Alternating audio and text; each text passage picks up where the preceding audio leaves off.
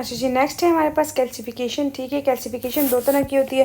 Calcification या तो dystrophic होगी, डिस्ट्रॉफिक, ठीक है, या हमारे पास होगी मेटास्टेटिक। मेटास्टेटिक देखो, डिस्ट्रॉफिक डी भी डी से डिस्ट्रॉफिक है, डी से डेथ है। डेथ का मतलब क्या है कि कोई भी डेड डेड टिश्यू पे अगर कैल्शियम डिपॉजिट होगा, देखो कैल्सिफिकेशन क्या है कि अब कैल्शियम ने डिपॉजिट होना है। ठीक है, अगर डिस्ट्रॉफिक कैल्सिफिकेशन है तो मतलब डी से डिस्ट्रॉफिक, डी से डेथ, कोई भी डेड टिश्यू पे कैल्सिफिकेशन होगी। ठीक है, कैल्शियम डिपॉजिट होगा डेड टिश्यू पे। वो डेड टिश्यू कैसे होगा, या नेक्रोटिक टिश्यू है, ठीक है, उस पर कैल्शियम डिपॉजिट है, या किसी से सेल को इंजरी हुई है ना, इंजरी के रिजल्ट में जो कैल्शियम डिपॉजिट हो रहा है उसे हम कहते हैं डिस्ट्रॉफिक कैल्सिफिकेशन।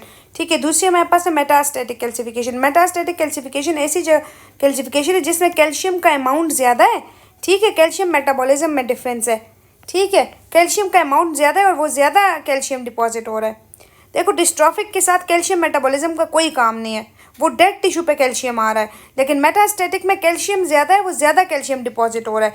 जैसे पैराथायरॉयड नहीं है, पैराथायरॉयड हमने पढ़ा था ना कि पैराथायरॉयड हार्मोन जो वो कैल्शियम के बैलेंस में हेल्प करता है। ठीक है, तो हाइपर पैराथायरॉयडिज्म में कैल्शियम ज़्यादा होता है ना, तो वही कैल्शियम अगर डिपॉजिट हो जाए ना, इसे हम कहते हैं मेटास्टेटिक कैल्सिफिकेशन। ठीक है, देखिए dystrophic calcification, dystrophic calcification is calcium deposit on the dead tissue with normal calcium metabolism due to necrosis और injury।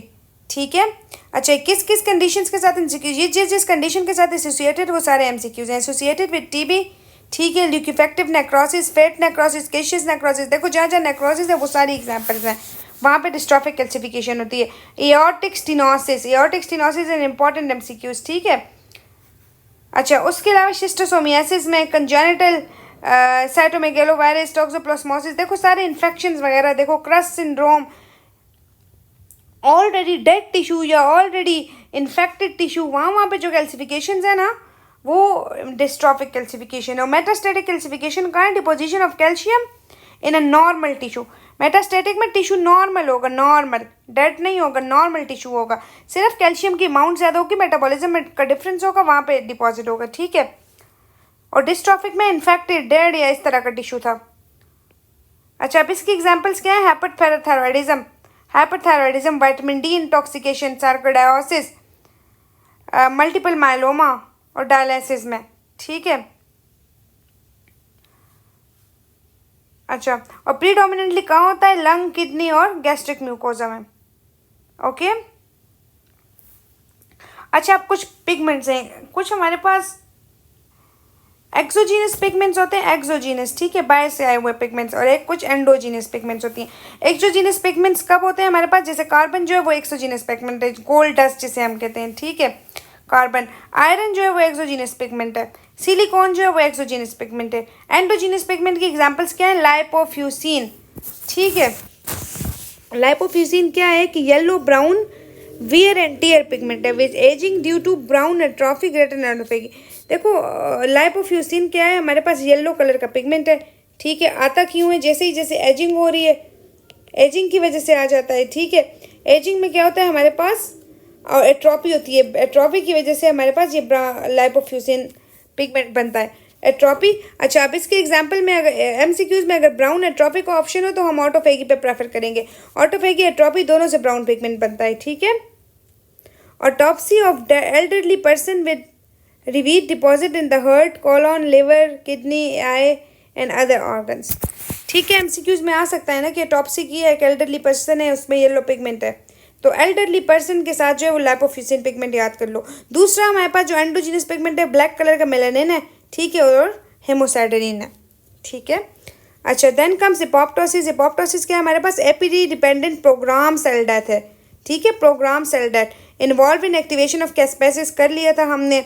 डीपली जिनोफिलिक साइटोप्लाज्मिक होगा। ठीक है, और न्यूक्लियस जो होगा वो बेसोफिलिक होगा। पिक्नोसिस, केयूरेक्सिस वगैरह होगी। सेल मेम्ब्रेन जो है वो typically remain intact without significant inflammation unlike necrosis. देखो, अब इसे नेक्रोसिस से कैसे डिफ्रेंशिएट करें, नेक्रोसिस में सेल मेम्ब्रेन बर्स्ट हो जाती है। अच्छा, अब ये एमसीक्यूज है, this is a very very very repeated MCQs. Pro apoptotic है ना, प्रो वो बैक्स और बैक है। एंटी एपोप्टोटिक कौन से, BCL2, BCLXL और MCL1। ठीक है, इसे प्रो एपोप्टोटिक का मतलब क्या है कि ये एपोप्टोसिस करवाएंगे, प्रो एपोप्टोटिक, ठीक है, प्रो एपोप्टोटिक मतलब इन्होंने एपोप्टोसिस करवानी है। वो कौन से हैं? बैक्स और बैक, बैक्स और बैक, इन्हें याद करना है, ठीक है। ये दोनों एमसीक्यूज में बार बार आ रहे हैं। Fragmentation of DNA into nucleosome size particles called apoptotic bodies और कॉन्सलमेंस बॉडीज, ठीक है, कॉन्सलमेंट बॉडीज। अच्छा, नेक्स्ट कम्स हाइपोक्सिया। अच्छा, neuron most sensitive to hypoxia का सबसे ज़्यादा सेंसिटिव न्यूरॉन होता है। Myocardial cell sensitive to hypoxia and infarction. Epithelial cells of proximal cingulated tubules are also sensitive to hypoxia. Fibroblasts remain resistant to hypoxia. Fibroblasts resistant to hypoxia. अब types of hypoxia all are MCQs, ठीक है। सबसे पहले हमारे पास है जी hypoxic हाइपोक्सी, ये हम respiratory के साथ इंशाल्लाह डिटेल में भी करेंगे। हाइपोक्सिक हाइपोक्सी का मतलब क्या है? अब हमारे पास के हाइपोक्सिया हुआ है, डिक्रीज ऑक्सीजन है, ठीक है। पार्शियल प्रेशर ऑफ ऑक्सीजन हाइपोक्सिस में डिक्रीज होगा जिसकी वजह से हाइपोक्सिया है, ठीक है। और हाइपोक्सिक में V/Q रेशो मिसमैच हो जाएगी। V/Q रेशो क्या है क्या नहीं है, इस पर फिर आप लोग रेस्पिरेटरी की वीडियोस देख लें जो हम इंशाल्लाह कुछ डेज में करेंगे। V/Q रेशो मिसमैच होगा, ठीक है। और इसकी एग्जांपल किसके साथ आती है? High altitude. हाई एल्टीट्यूड पे प्रेशर ऑफ ऑक्सीजन डिक्रीज हो जाता है ना, तो इसलिए वो उस माँ पे हाइपोक्सिक हाइपोक्सिया। एक होता है एनीमिक हाइपोक्सिया। देखो ऑक्सीजन की अमाउंट ठीक है, ऑक्सीजन का पार्शियल प्रेशर ठीक है, लेकिन हमारे पास एच भी इतना नहीं है कि ऑक्सीजन को कैरी कर सके, ठीक है। कैरिंग कैपेसिटी डिक्रीज हो जाती है, ठीक है। और ये कैरिंग कैपेसिटी देखो, एक तो एच भी है ही कम, या एच भी है लेकिन कार्बन मोनोऑक्साइड के साथ बाइंड किया हुआ है, ठीक है, कार्बन मोनोऑक्साइड के साथ बाइंड किया हुआ है, तो भी हमारे पास एनीमिक हाइपोक्सिया होगा, ठीक है। ये कार्बन मोनोऑक्साइड वाली ऑप्शन बहुत ज़्यादा आती है। कार्बन मोनोऑक्साइड एनीमिक हाइपोक्सिया है, ठीक है, एनीमिक हाइपोक्सिया है, ठीक है। हिस्टोटॉक्सिक नहीं करना कार्बन मोनोऑक्साइड के साथ। कार्बन मोनोऑक्साइड एनीमिक हाइपोक्सिया है। फिर आता है जी स्टैग्नेंट हाइपोक्सिया। स्टैग्नेंट हाइपोक्सिया हमारे पास क्या होता है कि परफ्यूजन ही लो है। कब होती है हमारे पास? हार्ट फेलियर या शॉक के केसेस में। फिर हिस्टोटॉक्सिक हाइपोक्सिया। हिस्टोटॉक्सिक का मतलब क्या है कि अब हमारे पास कोई टॉक्सिक सब्सटेंस आया है जिसने हमारे पास टिश्यू को डैमेज किया है, तो वो हमारे पास टिश्यू डैमेज किस में होगा? Cyanide poisoning. ये भी एमसीक्यू है। साइनाइड पॉइजनिंग में हिस्टोटॉक्सिक हाइपोक्सिया होता है। फिर हमारे पास टाइप्स ऑफ इन्फ्रैक्ट्स। टाइप ऑफ इन्फ्रैक्ट्स को स्टार मैंने इसलिए किया है क्योंकि ये एमसीक्यूज हैं। एक हमारे पास रेड इन्फ्रैक्ट होता है, एक हमारे पास होता है वाइट इन्फ्रैक्ट, ठीक है। जो रेड इन्फ्रैक्ट है ना, ये कब होता है हमारे पास? वीनस ऑक्लूजन में, ठीक है। अच्छा, वीनस ऑक्लूजन में हमारे पास क्या होता है कि रेड इन्फ्रैक्ट होता है। अब रेड इन्फ्रैक्ट के एग्जाम्पल्स बहुत इंपॉर्टेंट है, ठीक है। इसे याद क्या करना है? लिट से याद कर लो, लिट से, लिट LIT, लिट, लिट से इसे याद कर लो। एल पे के ऊपर स्क्वायर लगा लो, एल से 2 आएंगे, ठीक है। जो लिवर है, लंग है, इंटेस्टाइन है और टेस्टिस है। टेस्टिस भी एमसीक्यूज में आया है, इंटेस्टाइन भी एमसीक्यूज में आया है और लिवर और लंग भी आता है, ठीक है। इन चारों के चारों में कौन सा है? रेड इन्फ्रैक्ट है। चारों के चारों में। अब इसका कोई सीक्वेंस भी है, ठीक है। AA में इसका कोई सीक्वेंस भी किसी एमसीक्यूज के साथ सीक्वेंस बताया होगा, ठीक है।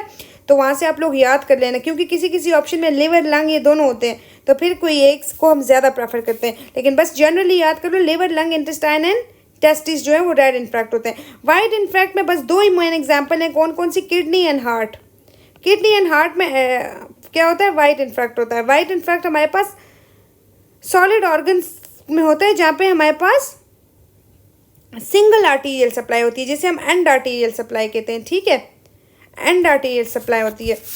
तो आर्टरीज की वजह से वाइट इन्फ्रैक्ट, वीनस ऑक्लूजन की वजह से रेड इन्फ्रैक्ट, ठीक है। देखो ये चीज़ बस इसे याद कर लेना, ठीक है, क्योंकि एमसीक्यूज में आता है।